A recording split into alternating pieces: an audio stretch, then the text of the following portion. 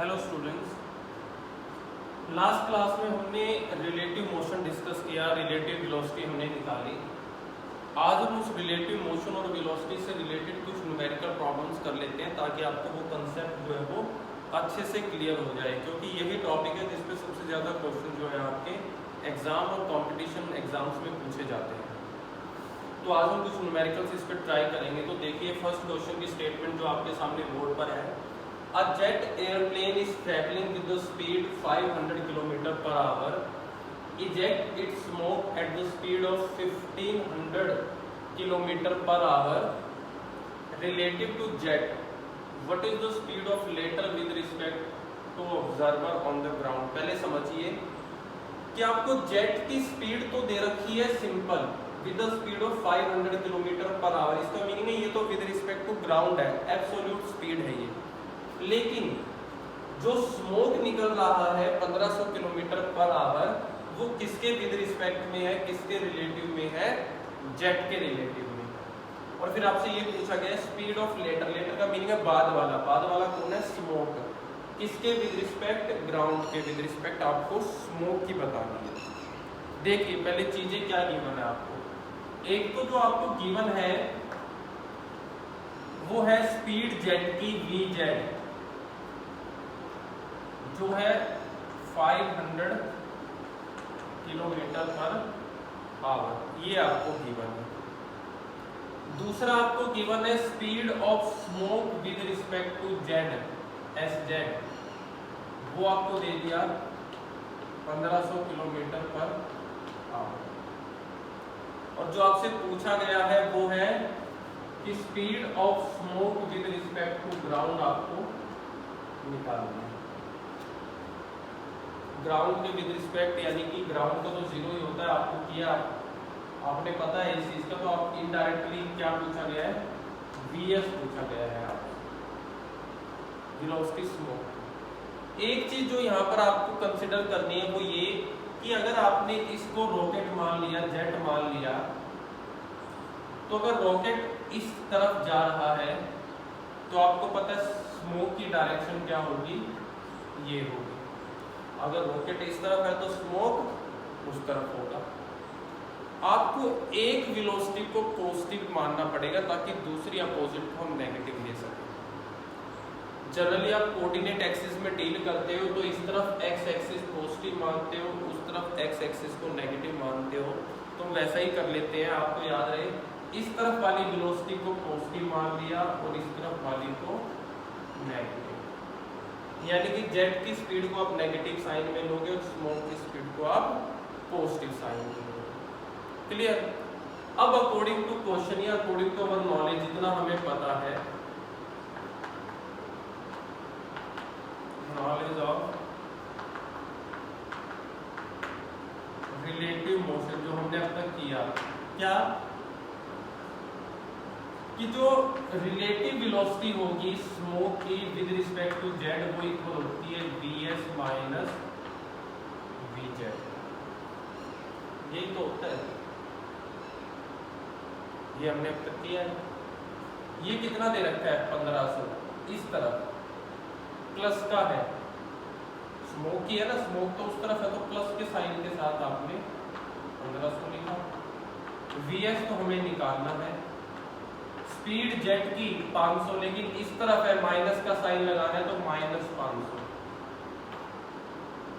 Minus minus plus, लेकिन दोबारा इस तरफ आएगा फिर माइनस हो जाएगा, 1500 माइनस 500, तो वीएस की वैल्यू क्या आ गई? Kilometre per hour. ये आंसर है आपके पास। एरो लगा देना क्योंकि वेक्टर साइन है, सारे डायरेक्शन हम साथ साथ कर रहे हैं।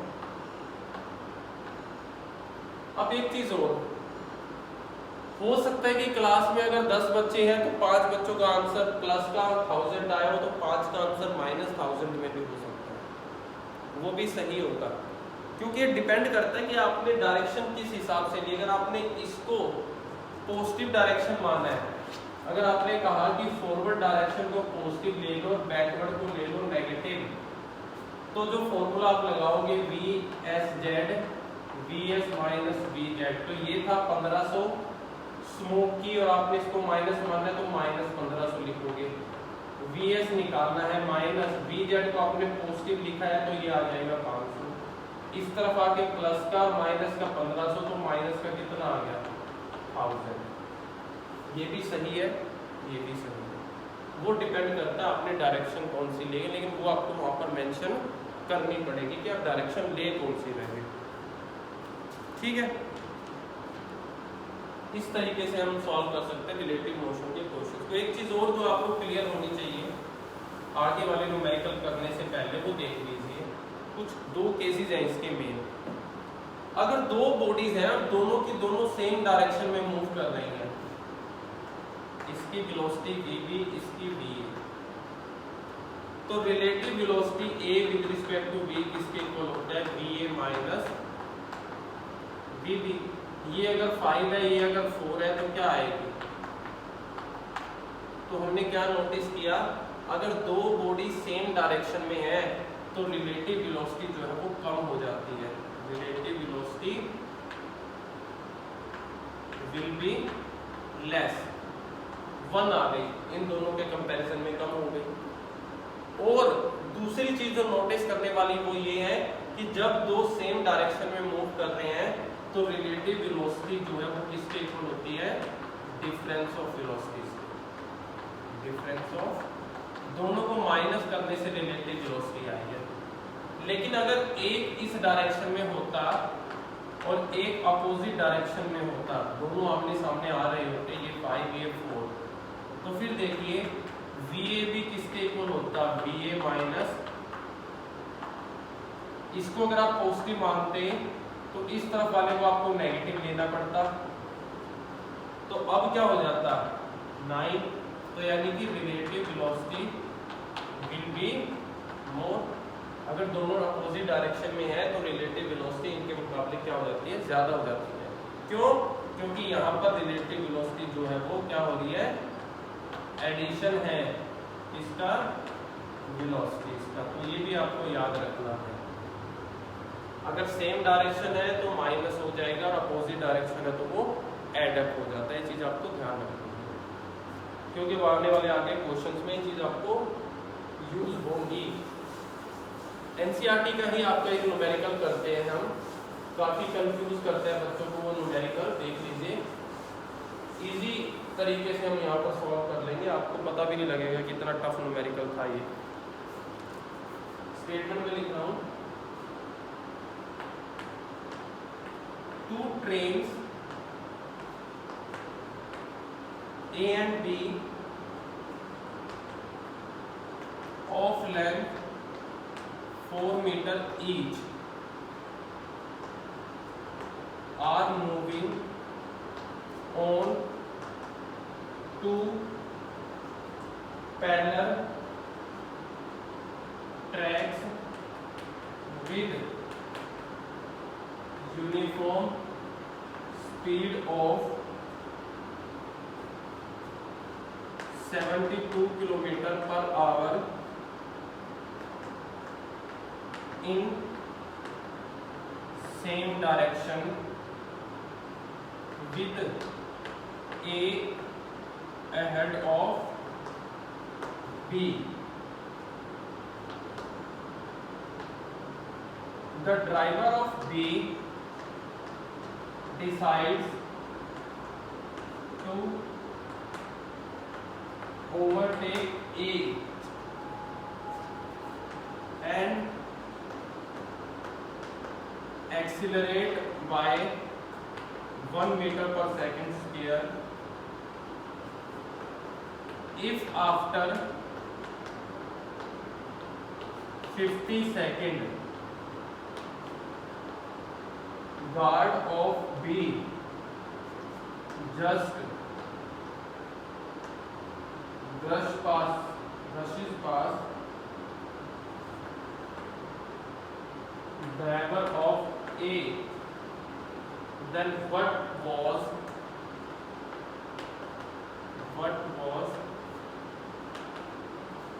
original distance बिटवीन देम, उनके बीच का ओरिजिनल डिस्टेंस कितना था।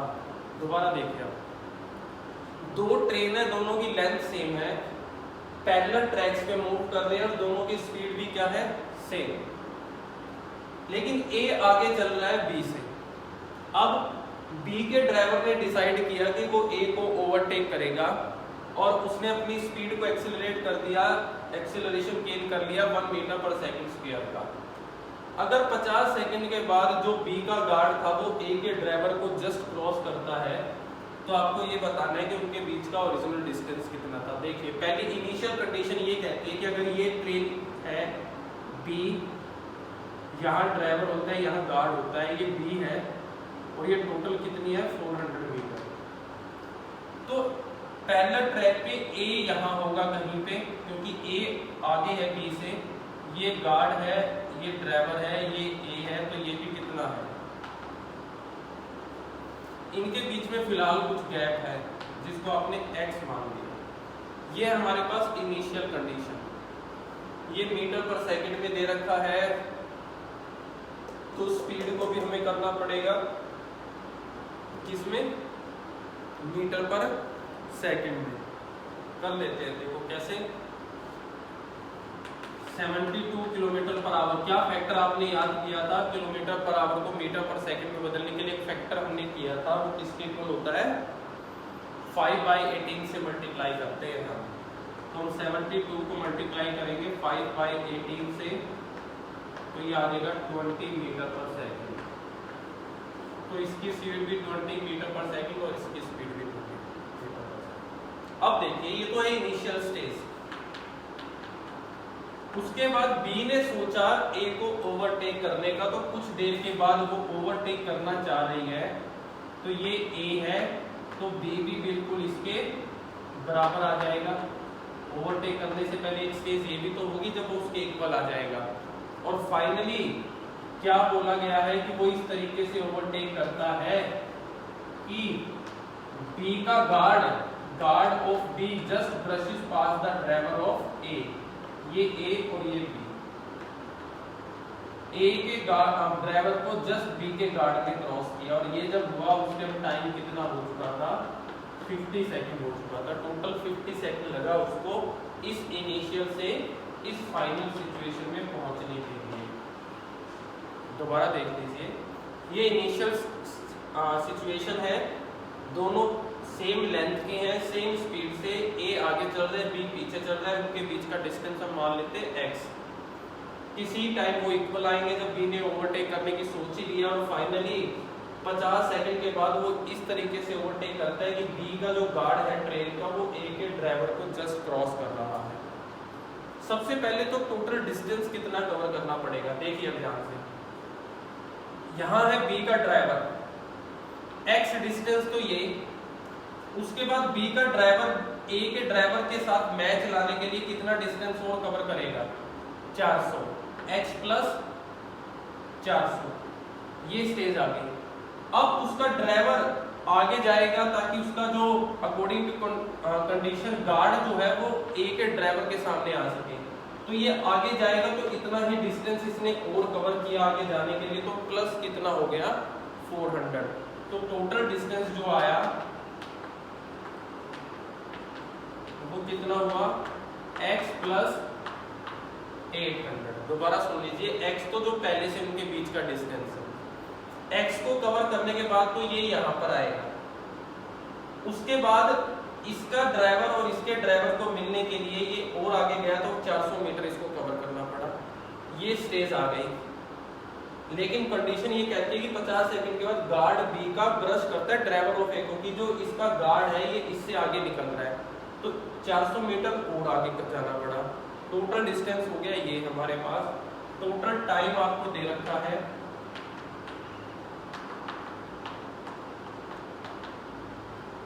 50 सेकंड। अब देखिए वेलोसिटी कैसी लेंगे, यहाँ पर सिंपल लेंगे, रिलेटिव वेलोसिटी लेंगे। तो रिलेटिव वेलोसिटी लेंगे, क्यों? क्योंकि रिलेटिव मोशन हो रहा है, सारी चीजें मोशन में है। सिंपल वेलोसिटी तब ले लेते हैं जब एक ऑब्जर्वर रेस्ट पे हो और दूसरा मोशन पे हो, तो दोनों चीजें मूव करनी है, तो रिलेटिव वेलोसिटी लेंगे। इनिशियल रिलेटिव वेलोसिटी क्या होगी पहले तो देखिए, इनिशियल रिलेटिव वेलोसिटी वो होगी 0। 0 क्यों होगी? क्योंकि स्टार्टिंग में दोनों की स्पीड सेम है 72 किलोमीटर पर आवर, दोनों की डायरेक्शन भी सेम है, तो जो माइनस करोगे रिलेटिव वेलोसिटी के लिए इनको माइनस करना पड़ेगा, तो आंसर क्या हो जाएगा? 0। सेम में से सेम माइनस करोगे तो क्या जो इनका रिलेटिव एक्सीलरेशन है वो भी 0 हो जाएगा। रिलेटिव एक्सीलरेशन इसके इक्वल होगा acceleration of A minus acceleration of B. Acceleration A का तो दे रखा है, हाँ सॉरी रिलेटिव है तो पहले बी माइनस ए करेंगे इसको, बी का विद रिस्पेक्ट टू ए। तो बी का एक्सीलरेशन तो दे रखा है 1 मीटर पर सेकेंड, ए का 0। ए का 0 क्यों? क्योंकि ए ने तो अपनी स्पीड चेंज करी नहीं, वो तो अपनी उसी यूनिफॉर्म स्पीड के साथ चल रही है, और अगर किसी बॉडी की स्पीड यूनिफॉर्म हो तो उसका एक्सीलरेशन क्या होता है?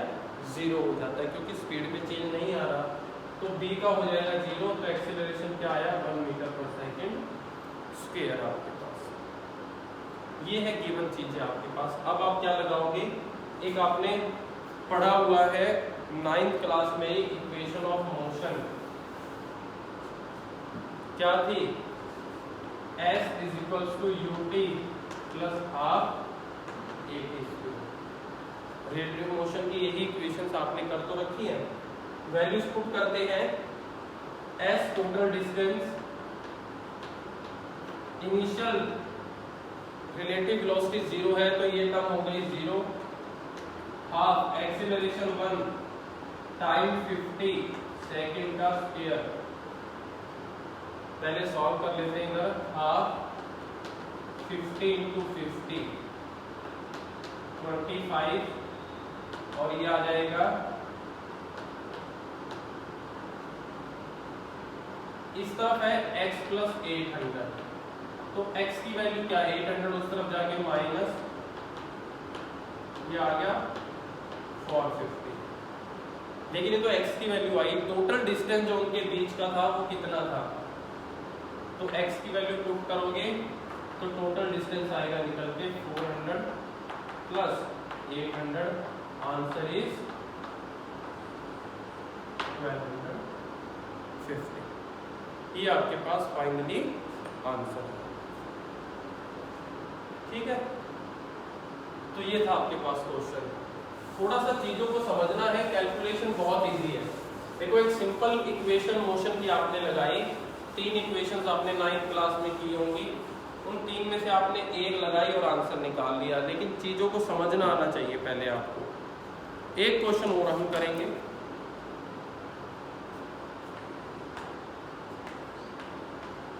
On a 2-lane road, car A is traveling with a speed of 36 km per hour. 2 cars B and C approach car A from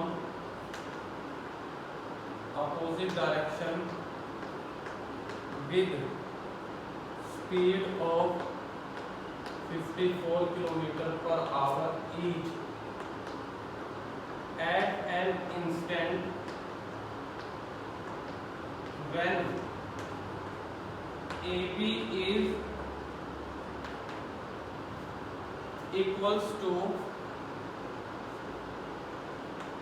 AC, both 1 kilometer. B decides to overtake A before C does.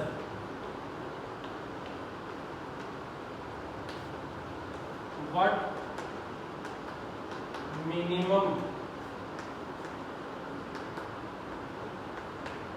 acceleration of B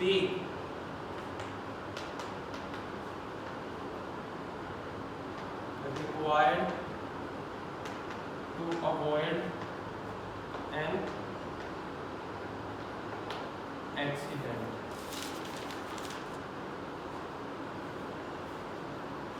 देखो question क्या कह रहा है। 2 lane road है,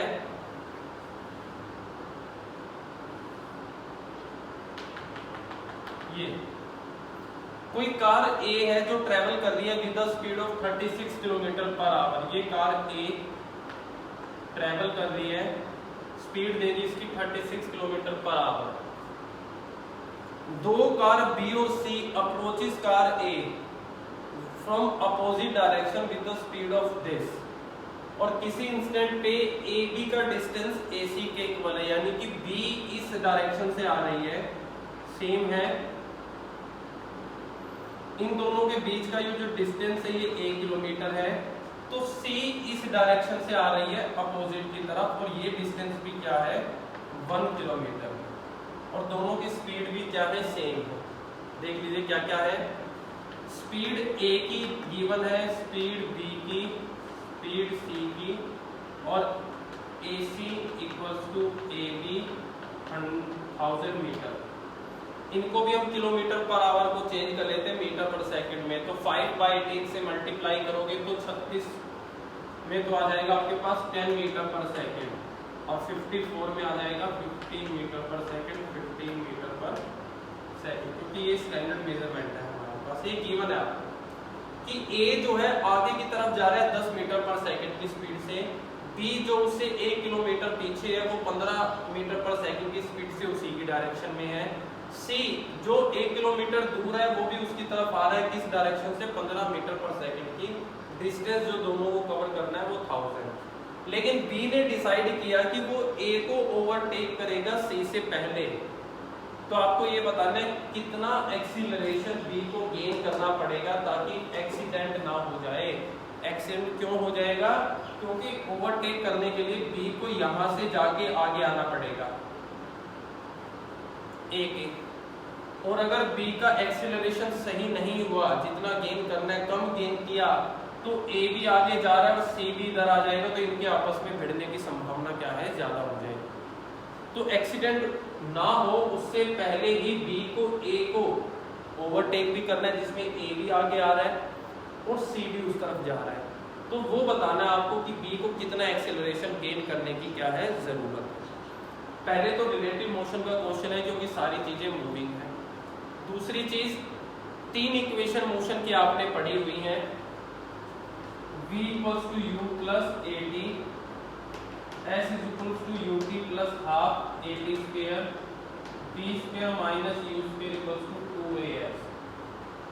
तीनों में से जो यहाँ पर हम अप्लाई कर सकते हैं वो सेकंड वन है, क्योंकि फर्स्ट और थर्ड में तो फाइनल वेलोसिटी रखनी पड़ेगी, और फाइनल वेलोसिटी हमें किसी की कुछ नहीं पता है। यहाँ पे पता हमें टाइम भी नहीं है, लेकिन सेकंड में हम फिर भी टाइम तो निकाल सकते हैं, पर फाइनल वेलोसिटी हम नहीं निकाल पाएंगे।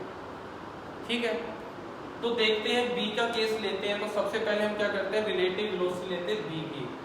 Relative velocity of B with respect to A। देखिए B इस डायरेक्शन में आ रहा है 15, A की भी डायरेक्शन सेम है, इसी तरफ सेम डायरेक्शन में है, तो माइनस हो जाएंगे, तो ये आ गया 5 मीटर पर सेकंड। और डिस्टेंस कितना कवर करना है, 100 मीटर। ठीक है, टाइम और पता लग जाता तो फिर बात बन जाती। क्या रह गया, टाइम ही तो रह गया। आपको कैसे पता लगेगा टाइम? देखिए कितना टाइम B के पास है ताकि C क्रॉस ना करे, तो वो डिपेंड करता है C के मोशन पे। अगर हम ये पता लगा लें कि C कितने टाइम पे क्रॉस करने वाला है, C मान लीजिए A को 10 सेकंड में क्रॉस करने वाला है, तो इसका मीनिंग है कि B के पास कितना टाइम है उससे पहले क्रॉस करने के लिए, 10 सेकंड से पहले। मतलब B को 10 से पहले क्रॉस करना है, क्योंकि 10 में तो C क्रॉस कर जाएगा। अगर C को 5 सेकंड लगने वाले हैं तो B को 5 सेकंड से पहले क्रॉस करना है, क्योंकि 5 सेकंड में तो C क्रॉस कर जाएगा। तो यानी कि टाइम जो है B का वो C के मोशन पे डिपेंड करता है। तो क्यों ना हम C के मोशन में से टाइम निकाल लें। कैसे? मोशन ऑफ सी के विद रिस्पेक्ट टाइम किसके इक्वल होता है? Distance by relative velocity. यहाँ तो रिलेटिव वेलोसिटी चल रही है सी की ए के साथ, डिस्टेंस को कवर करना है वही 1000, रिलेटिव वेलोसिटी ऑफ क्या? रिलेटिव वेलोसिटी हो गई आपके पास यहाँ पे आ जाएगा आपके पास 10 माइनस ए और C, relative velocity of A with respect to C, तो ये हो गया u A minus u C. अब देखिए ए की तो 10, लेकिन ए तो इस तरफ जा रहा था, सी इस तरफ आ रहा है, तो सी की को आप माइनस में लोगे तो माइनस की 15,000 अपॉन में ये प्लस हो जाएंगे 25 हो गया 40 सेकेंड आंसर आ गया टाइम का। यानी कि सी जो है वो 40 सेकंड लेगा 1000 मीटर को क्रॉस करने में। तो इसका मतलब है बी के पास भी यही 40 सेकंड है क्या करने के लिए? ओवरटेक करने के लिए। तो अब फॉर्मूला लगाइए second equation, s is equals to U T plus half A T का स्क्वायर, डिस्टेंस है 1000, इनिशियल स्पीड 5, ये 40, हाफ एक्सीलरेशन निकालना है 40 का स्क्वायर, 200 इधर लाओगे माइनस होके 800, ए 2 से डिवाइड किया 800 डिवाइड में आया तो ए की वैल्यू क्या आ गई 1 मीटर पर सेकंड। तो ये वो एक्सीलरेशन है जो बी को चाहिए क्रॉस करने के लिए ए को, ओवरटेक करने के लिए ए को बिफोर किसी एक्सीडेंशियल कंडीशन से। तो इस तरीके के न्यूमेरिकल्स जो है आप लोग डील करोगे रिलेटिव मोशंस में। चीज़ें मुश्किल नहीं है, कैलकुलेशन मुश्किल नहीं है, बस आपको चीज़ों को समझना है कि वहाँ पर सिचुएशन क्या है और क्या आपको नोटिस में रखना।